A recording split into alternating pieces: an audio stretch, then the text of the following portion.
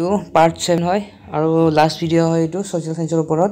আৰু এই চেপ্টাৰটো বহুত দৰকাৰী কুৱেশ্যন কেইটামান আছে তোমালোকে চাই লবা আৰু আগৰ ভিডিও কেইটা যদি চোৱা নাই তেন্তে চাই লবা বহুত দৰকাৰী হয় আৰু কোনে কোনে মেট্ৰিক দিবা এবাৰ কমেন্ট কৰি নিশ্চয় জনাবা সো প্ৰথম চাবা আমাৰ অসম ৰাজ্যখন ভাৰতৰ 7খন ৰাজ্য আৰু দুখন বিদেশী ৰাষ্ট্ৰৰ দ্বাৰা পৰিবেষ্টিত হৈছে অৰ্থাৎ 7খন ৰাজ্য আৰু দুখন বিদেশী ৰাষ্ট্ৰই আগুৰি আছে আমাৰ অসম ৰাজ্যখনক সো জানি থবা কি ইয়াতে উত্তৰে আছে অৰুণাচল প্ৰদেশ তাৰপিছত বিদেশী ৰাষ্ট্ৰ আছে ভূটান দক্ষিণে আছে মিজোৰাম মেঘালয় পূবে অৰুণাচল প্ৰদেশ নাগালেণ্ড মণিপুৰ আৰু পশ্চিমে পশ্চিমবংগ ত্ৰিপুৰা বিদেশ আৰু বিদেশী ৰাষ্ট্ৰ বাংলাদেশ আছে সো এটা মনত ৰাখিবা কি দুখন বিদেশী আছে আৰু কি ৰাজ্য আমাৰ আগুৰি আছে সেইখিনি চাই লবা তাৰ পাছত অসমৰ অৱস্থিতি চাই লবা এটো খালি মানে এটো চাৰিটা অপচন দিব পাৰে তাৰ ভিতৰত এটা শুদ্ধ হ'ব সো এনেকুৱা দিব পাৰে অসমৰ অৱস্থিতি বিশেষকৈ এইখিনি চাই থলে হ'ল অসমৰ অৱস্থিতি 24 ডিগ্ৰী 09 উত্তৰ অক্ষাংশৰ পৰা 27 ডিগ্ৰী 58 উত্তৰ অক্ষাংশলৈ এই পাৰ্টটো চাই থলে হ'ল বাকিখিনি অটোমেটিক গম পাই যাবা আৰু অসমৰ মাটিকালি চাই দবা মাটিকালি কিমান 78438 বৰ্গ কিলোমিটাৰ আৰু ইয়াক যদি আমি শতাংশ হিচাপত চাব যাওঁ তেন্তে কিমান হ'ব 2.4% সো দৰকাৰী হয় কিটা চাই দবা বহুত দৰকাৰী হয় তাৰ পাছত শিক্ষিত হাৰ যদি আমি চাব যাওঁ 2011 চনৰ লোকপিয়ল অনুসৰি তেন্তে 72.19 লগতে লিংগ অনুপাত চাব গলে 958 তাৰ পাছত 2011 চনত লোকপিয়ল অনুসৰি গাঁৱত বাস কৰা লোকৰ সংখ্যা হৈছে 85.90 সৰি এটা ভুলকে দিয়া আছে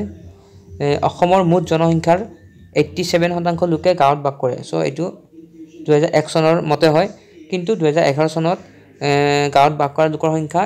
85-90% লৈ কমি যায় অৰ্থাৎ 2011 চনৰ লোকপিয়ল অনুসৰি গাঁৱত বাস কৰা লোকৰ সংখ্যা হৈছে 85.90% চাই থবা 11 চনতো চাবা 1 চনতো ইমান দৰকাৰী নহয় 11 চনতো দৰকাৰী হয় তাৰ পাছত চাই থবা অসমৰ জনবহুল ঠাইখিনি কোনখন জিলাত আটাইতকৈ বেছি জনসংখ্যা আছে আৰু কোনখন জিলাত আটাইতকৈ বেছি শিক্ষা অৰ্হতা বেছি এনেকুৱা ধৰণৰ কিছুমান প্ৰশ্ন আছে তোমালোকে চাই দিবা আৰু যদি নাজানে এনে কমেন্ট কৰি জনাবা মই এনসাৰটো তোমালোকক দি দিম তোমালোকে কমেন্ট কৰি জনোৱা এনসাৰটো যে অসমৰ কোনখন জিলা আটাইতকৈ জনবহুল বা জনবসতি বেছি আৰু কোনখন জিলাত জনবসতিৰ ঘনত্বটো বেছি কমেন্ট কৰি জনাবা তাৰপিছত জনসংখ্যা বৃদ্ধিৰ ধাৰা এটো চাই দিবা এটো লং কোৱেশ্চন আহিব পাৰে জনসংখ্যা বৃদ্ধিৰ ধাৰাৰ ওপৰত এইখিনি বস্তু লিখি দিবা তোমালোকে জন্মৰ হাৰ মৃত্যুৰ হাৰ আৰু প্ৰব্ৰজন এই তিনি প্ৰকাৰে জনসংখ্যাৰ বৃদ্ধি বা পৰিৱৰ্তন হয় 1901 চনৰ পৰা 1941 চনলৈ চাৰিটা দশকৰ ভিতৰত অসমৰ জনসংখ্যা দুগুণতকৈও অধিক বৃদ্ধি পাইছে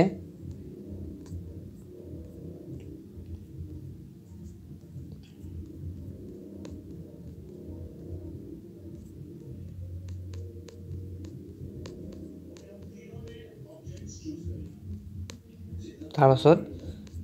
দৰকাৰী কোৱেশ্চন মই এটা দি আছো তোমালোকক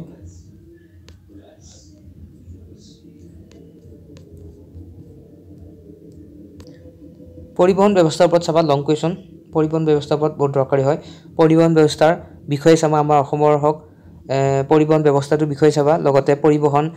স্থল পৰিবহন হল জল পৰিবহন হল লগতে আকাশ জাহাজ এই বিষয়ে চাবা আৰু বিশেষকৈ জল পৰিবহন আৰু স্থল পৰিবহন বিষয়ে চাবা আৰু লগতে চাবা আমাৰ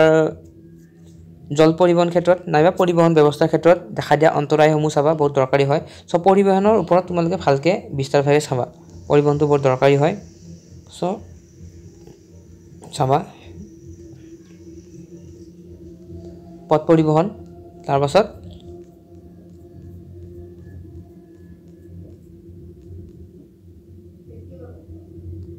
ৰেল পৰিবহন এতে দিয়া আছে কিছুমান সুবিধা ৰেল পৰিবহনৰ কিছুমান সুবিধা দীৰ্ঘ দূৰত্বৰ ক্ষেত্ৰত যাত্ৰী আৰু বয়বস্তু কঢ়িয়াই নিয়াৰ বাবে ৰেল পৰিবহন ব্যৱস্থা চাবা ইয়াত দিয়া আছে ক নম্বৰ গ নম্বৰ সো তোমালোকে তোমালোকৰ সুবিধা অনুসৰি 4টা 3টা সাইড হবা ৰেল পৰিবহন সুবিধাবোৰ তাছত এটো চাবা এক নম্বৰ কোৱেশ্চন দৰকাৰী অসমৰ ৰেল পৰিবহন ব্যৱস্থাৰ দায়িত্বত আছে কি দায়িত্বত আছে উত্তৰ পূব সীমান্ত ৰেল মণ্ডল আৰু এই উত্তৰ পূব সীমান্ত ৰেল মণ্ডলৰ মুখ্য কাৰ্যালয় ক'ত আছে সো এক নম্বৰীয়া এটো আহাৰ পূৰ্ণ সম্ভাৱনা আছে সো এটো চাবা 99% আশংকা আছে এটো কোৱেশ্চন আহাৰ আমাৰ উত্তৰ পূব সীমান্ত ৰেল মণ্ডল মুখ্য কাৰ্যালয়টো গুৱাহাটীৰ মালিগাঁৱত অৱস্থিত এটো চাই দবা দৰকাৰী কোৱেশ্চন হয়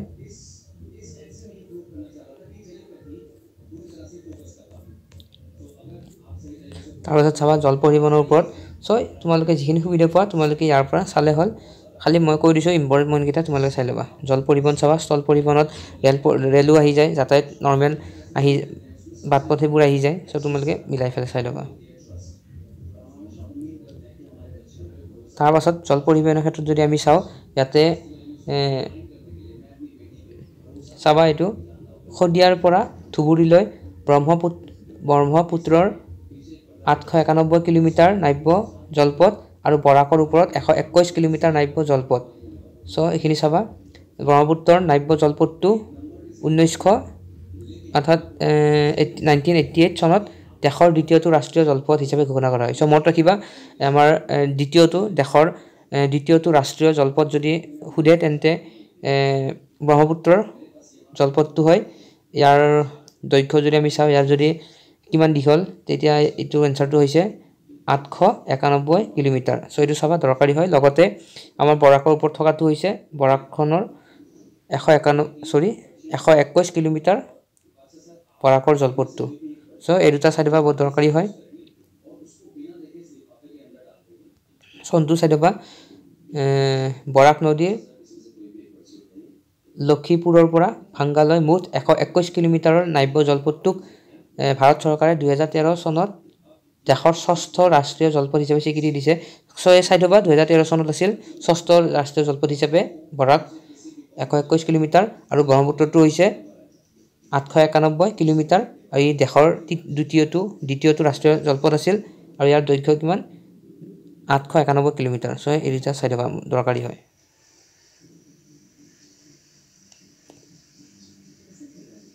তাৰ পাছত অসমৰ আভ্যন্তৰীণ জল পৰিবহনৰ সুবিধাসমূহ অসম নদীমাতৃক ৰাজ্য হোৱাৰ বাবে ইয়াত জল পৰিবহনৰ ব্যৱস্থা প্ৰসাৰৰ বাবে অনেক সুযোগ সুবিধা আছে লগতে অন্য পৰিবহনৰ তুলনাত জল পৰিবহনত ইন্ধনৰ খৰচ কম সো এটো সাইডবা দৰকাৰী কোৱেশ্চন হয় জল পৰিবহনৰ সুবিধাসমূহ অসমৰ আভ্যন্তৰীণ জল পৰিবহনৰ সুবিধাসমূহ তাৰপিছত গধুৰ মালবস্তু পৰিবহনৰ ক্ষেত্ৰত জল পৰিবহন ব্যৱস্থা অতি উপযোগী লগতে আভ্যন্তৰীণ জল পৰিবহনে ৰাজ্যখনৰ ভিতৰতে মানুহ আৰু মালবস্তু পৰিবহনৰ ক্ষেত্ৰত সুবিধা আগবঢ়ায় সো এনেকৈ বহুকেইটা পইণ্ট ইয়াত দিয়া আছে তোমালোকে চাই লবা নিজৰ সুবিধা অনুসৰি মিনিমাম 4টা সাইড হবা তাৰপিছত বিমান বন্দৰৰ ক্ষেত্ৰত ওপৰৰ চাই যাবা জাস্ট কেইটামান পইণ্ট মনত ৰাখিলে হ'ল বিমান পৰিবহনৰ ক্ষেত্ৰত বাট পৰিবহন ব্যৱস্থাটো ভালকে চাবা তোমালোকে তাৰপিছত গুৱাহাটীৰ বিমান বন্দৰটো লোকপ্ৰিয় গোপীনাথ বৰদলৈ আন্তঃৰাষ্ট্ৰীয় বিমান বন্দৰ নামেৰে জনা যায় আৰু ইয়ে উত্তৰ পূব ভাৰতৰ এইটো নালাগে বাৰু জাস্ট নামটো চালে হ'ল লোকপ্ৰিয় গোপীনাথ বৰদলৈ আন্তঃৰাষ্ট্ৰীয় বিমান বন্দৰ গুৱাহাটীত এটো আমাৰ অসমৰ তাৰপাছত আৰু পৰিবহন ব্যৱস্থাৰ সমস্যা বহুত দৰকাৰী কোৱেশ্চন হয় পৰিবহন ব্যৱস্থাৰ সমস্যা সো আগতে অহা দেখা গৈছে আৰু এইবাৰো অহাৰ সম্ভাৱনা আছে সো তোমালোকে চাই দিবা ডাঙৰ কোৱেশ্চন হয় লং কোৱেশ্চন পৰিবহন ব্যৱস্থাৰ সমস্যাসমূহ বা অন্তৰায় হিচাপে দিব পাৰে পৰিবহন ব্যৱস্থাটো সঠিক আৰু সুক্ষমভাৱে উন্নত হোৱা নাই ইয়াৰ প্ৰধান অন্তৰায়সমূহ সো ইয়াতে দিয়া আছে ক খ গ তোমালোকে চাই লবা 3টা 4টা চাই লবা যদি লং কোৱেশ্চন হয় তেন্তে হলে 4টা মান চাই লবা বহুত দৰকাৰী হয়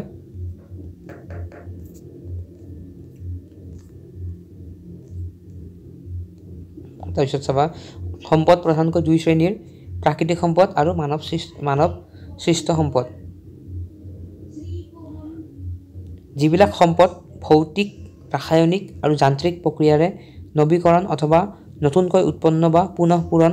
কৰিব পাৰি সেইবিলাকক নৱীকৰণীয় সম্পদ বুলি কোৱা হয় বা নৱীকৰণযোগ্য সম্পদ বুলি কোৱা হয় যেনেকৈ সৌৰশক্তি আৰু বতাহ শক্তি এইবোৰ শেষ হৈ যোৱাৰ সম্ভাৱনা কম ইয়াক আমি আকৌ পুনৰ ব্যৱহাৰৰ বাবে আমি প্ৰক্ৰিয়াৰে উৎপন্ন কৰি ল'ব পাৰোঁ মানে পুনৰ ব্যৱহাৰৰ বাবে আমি বনাই ল'ব পাৰোঁ কিন্তু কিছুমান এনেকুৱা সম্পদ আছে যিবিলাক এটা সময়ত শেষ হৈ যোৱাৰ সম্ভাৱনা আছে যেনেকৈ জীৱাশ্ম ইন্ধনবোৰ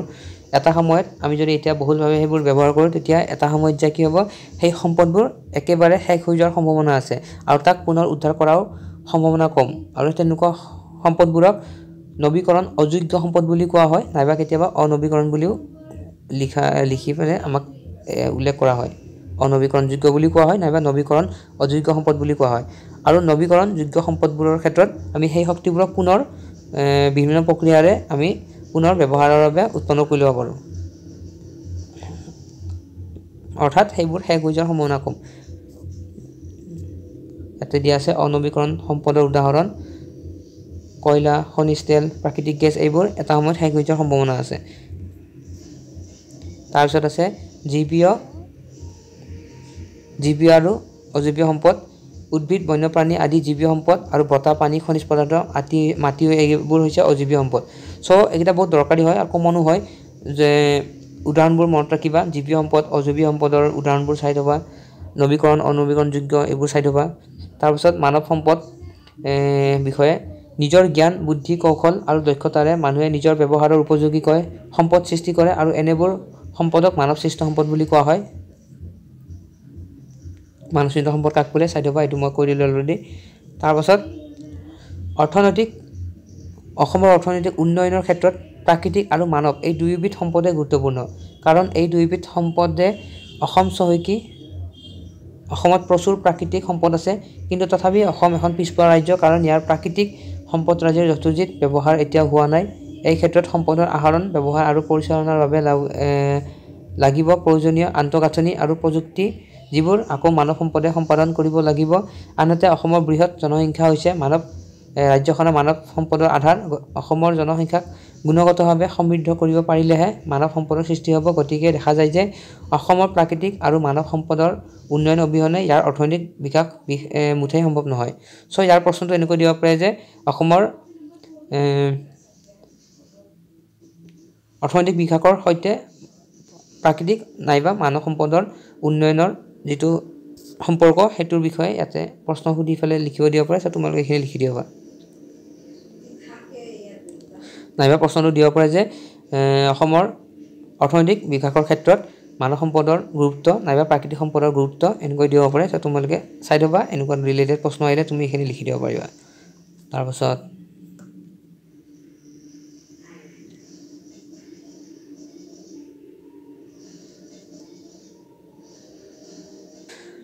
তোমালোকৰ বাবে এটা কুৱেশ্যন পৰীক্ষাত অহাৰ সম্ভাৱনা আছে MCQ টাইপৰ আহিব পাৰে চ' তোমালোকে নিজে কমেণ্ট কৰি জনাবা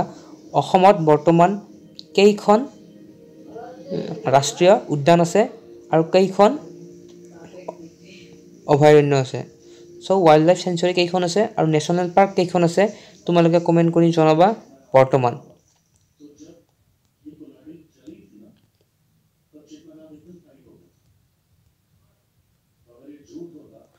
আৰু পনীয়া সোণ বুলি কাক কয়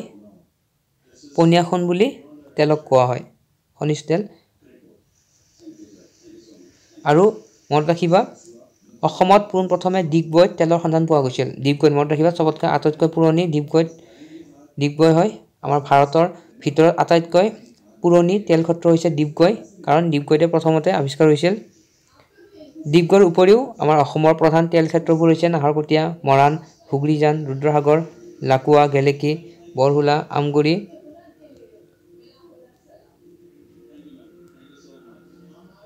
অসমত পোৱা কয়লাত বেছিকৈ কি পোৱা যায় অসমত পোৱা কয়লাত বেছিকৈ ছালফাৰ পোৱা যায় ছালফাৰৰ পৰিমাণ বেছি চ' মনত ৰাখিবা তাৰপিছত মাকুম ডিব্ৰুগড়ৰ শিৱসাগৰৰ জিলাৰ অন্তৰ্গত দিল্লীৰ জয়পুৰ অঞ্চল তিনিচুকীয়া জিলাৰ চ' মাকুমটো ইম্পৰ্টেণ্ট ঠাই হয় কয়লাৰ ক্ষেত্ৰত কয়লা খনিৰ ক্ষেত্ৰত চ' কয়লাৰ লগত জড়িত তাত মাকুম ইম্পৰ্টেণ্ট প্লেচ হয় মনত ৰাখি থবা এইটো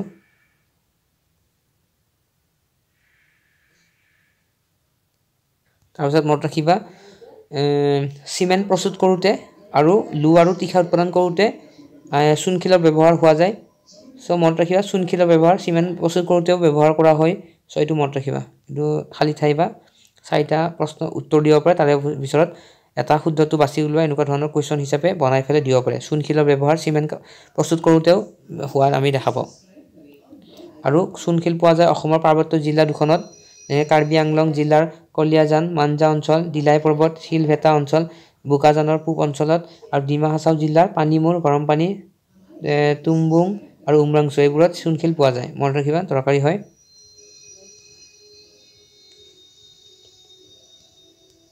আৰু এইটো চাই থবা অসমত পোৱা লুৰ আকৰত লুৰ পৰিমাণ কম থাকে সো এইটো মনত ৰাখিবা লুৰ অসমত পোৱা লুৰ আকৰত লুৰ পৰিমাণ কম থাকে এইটো মনত ৰাখি থবা তাৰপিছত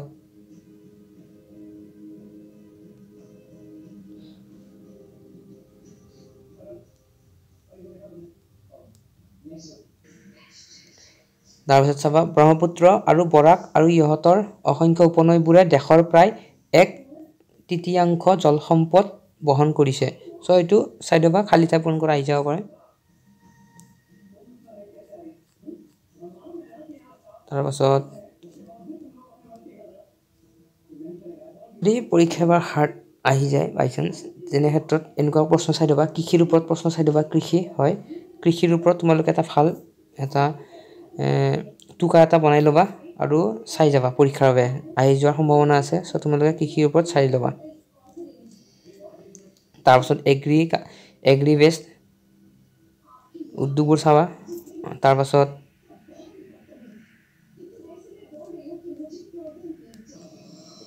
চাবা বেদিকা কৃষি পদ্ধতি আৰু এই পদ্ধতিক জনপ্ৰিয় কৰি তুলিবলৈ প্ৰচেষ্টা হাতত লোৱা হৈছে কাৰণটো কি তোমালোকে ক'বা মোক যেহেতু জুম খেতিৰ ফলত বন ধ্বংস ভূমিক্ষয় মাটিৰ উৰ্বৰতা হ্ৰাস আদি পাৰিৱেশিক সমস্যাৰ সৃষ্টি হয় সেয়েহে জুম খেতি পৰিৱেশসন্মতভাৱে কৰাৰ প্ৰয়োজন হৈছে আৰু সেয়েহে লোকসকলে জুম খেতিৰ পৰিৱৰ্তে বেদিকা কৃষিৰ পদ্ধতি জনপ্ৰিয় কৰি তোলাৰ প্ৰচেষ্টা হাতত লোৱা হৈছে সো তোমালোকে অলৰেডি গম পাইছা এই বেদিকা কৃষিৰ কিয় পদ্ধতিটো কিয় জনপ্ৰিয় কৰাৰ চেষ্টা কৰা হৈছে সো তোমালোকে এইটো কমেন্ট কৰি জনাবা পৰীক্ষাৰ বাবে চাই থবা তাৰপিছত চাবা এইটো 2007 চনত উত্তৰ পূব ঔদ্যোগিক বিনিয়োগ বৃদ্ধি নীতি ইংলিছত north east industrial investment promotion policy 2007 এই নীতিটো চাই থবা আৰু তাৰিখটো চাই থবা কেতিয়া ঘোষণা কৰা হয় এই নীতিটো কেতিয়া ঘোষণা কৰা হয় এই নীতিটো 2007 চনত ঘোষণা কৰা হয়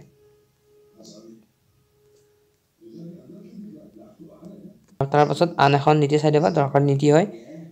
2014 চনত অসম ঔদ্যোগিক আৰু বিনিয়োগ নীতি এটো ঘোষণা কৰা হৈছিল ইংলিছত industrial and investment policy Assam 2014 নীতি এই নীতি দুটা চাই থবা আৰু এই বিশেষকৈ এইটো নীতি দৰকাৰী হয় পৰীক্ষাৰ বাবে চাই থবা আৰু লক্ষ্যটো চাই থবা দুটা বা তিনিটা লক্ষ্য চাই থবা ইয়াত ক খ গ আছে তোমালোকে যিকোনো চাৰিটা ভিতৰত যিকোনো তিনিটা চাই থবা এই নীতিটো অলৰেডি কৈছোঁ কৃষিভিত্তিক উদ্যোগ চাবৰ বাবে সো কৃষিভিত্তিক উদ্যোগ চাই থবা পৰীক্ষাৰ বাবে দৰকাৰী হয় তাৰপাছত চাবা অসমত পৰম্পৰাগতভাৱে 3 প্ৰকাৰৰ ৰেচম উৎপাদন কৰা হয় সেইবোৰ হৈছে এৰী মুগা আৰু নুনিপাত সো কৃষি উদ্যোগ দৰকাৰী হয় তোমালোকে চাই লোৱা পৰীক্ষাৰ বাবে তাৰপিছত আছে এই পইণ্টটো মনত ৰাখিবা চাহ উদ্যোগ অসমৰ আটাইতকৈ বৃহৎ কৃষি ভিত্তিক উদ্যোগ এই লাইনটো মনত ৰাখিবা খালি পৰীক্ষাৰ সময়ত যদি খালি ঠাই পূৰণ কৰিব দিয়ে এনেকুৱা ধৰণৰ প্ৰশ্ন দৰকাৰী হ'ব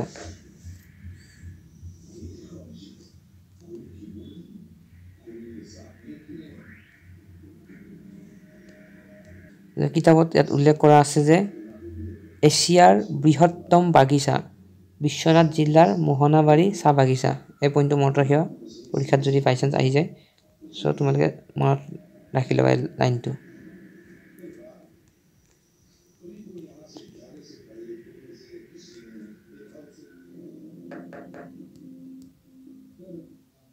তাৰপিছত চাবা এইখিনি দৰকাৰী পইণ্ট অসমত তেল উৎপাদনৰ বাবে প্ৰথম খনন কাৰ্য আৰম্ভ হয় 1889 চনত আৰু ক'ত হৈছিল এইটো ডিগবৈত হৈছিল ডিগবৈ হৈছে ভাৰতৰ আটাইতকৈ পুৰণি তেল ক্ষেত্ৰ মনত ৰাখিবা বহুত দৰকাৰী কোৱেশ্চন হয় পৰীক্ষাৰ বাবে তাৰ পাছত ৰুদ্ৰসাগৰ লাকুৱা গেলেকি বৰহুলা আমগুৰি এইবোৰ তেল ক্ষেত্ৰৰ পৰাও তেল উৎপাদন কৰা হয় সেইকেইটা মনত ৰাখিবা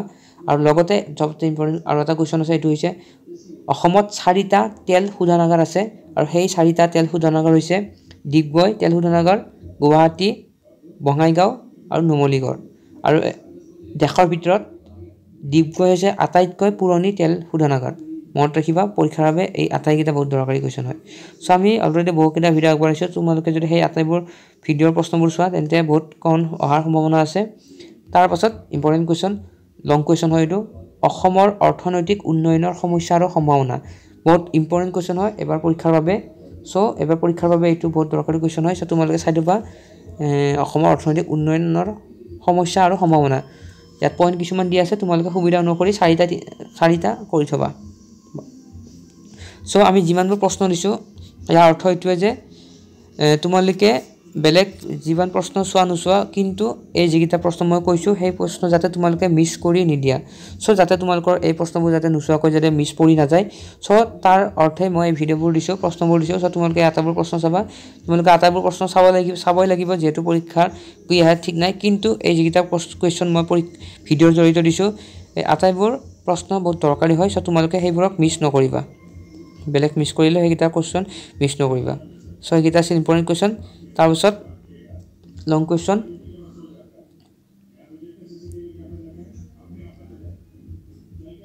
ঔদ্যোগিকৰণ প্ৰক্ৰিয়া এতিয়াও মন্থৰ কিয় হৈ আছে তাৰ কাৰণবোৰ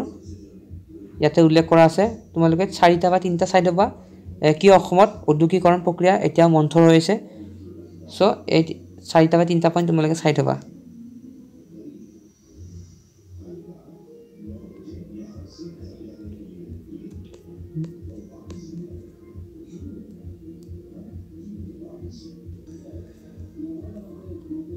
তাৰপাছত অসমৰ জল পৰিবহণ বিষয় চমুটোকা অলৰেডি কৈছোঁ অসমৰ পৰিবহণ ব্যৱস্থাৰ উন্নয়নৰ অন্তৰা হিচাপে দেখা দিয়া 5টা প্ৰধান কাৰণ উল্লেখ কৰা চাই দিবা দৰকাৰী কৈছোঁ অলৰেডি তাৰপিছত অসমৰ জল সম্পদৰ বিষয়ে লিখা কৈছোঁ তোমালোকে চাই ল'বা অসমৰ প্ৰাকৃতিক সম্পদৰ অৱক্ষয়ৰ কাৰণবোৰ কি চাই ল'বা দৰকাৰী কুৱেশ্যন হয় সো এইকেইটা আছিল অসমৰ প্ৰধান কৃষিভিত্তিক উদ্যোগবোৰ অসমৰ চাহ উদ্যোগৰ বিষয়ে লগতে মই কৃষিৰ বিষয়ে চাব দিছিলোঁ চাই ল'বা তাৰপাছত অসমৰ ঔদ্যোগিক বিকাশ এতিয়াও কিয় মন্থৰ হৈ আছে তাৰ কাৰণবোৰ লিখা অলৰেডি মই দেখাই দিছোঁ চাই ল'বা অসমৰ অৰ্থনৈতিক উন্নয়নৰ সম্ভাৱনাবোৰ সো ইয়াত দৰকাৰী কুৱেশ্যন হয় এবাৰ পৰীক্ষাৰ বাবে সো তোমালোকে চাই ল'বা সো আজি ভিডিঅ'টো এইখিনিতে সামৰোঁ সো যিসকলে এবাৰ মেট্ৰিক পৰীক্ষা দিবা তেওঁলোকে কমেণ্ট কৰি নিশ্চয় জনাবা কোনে দিবা সো ধন্যবাদ ভিডিঅ'বোৰ চোৱাৰ বাবে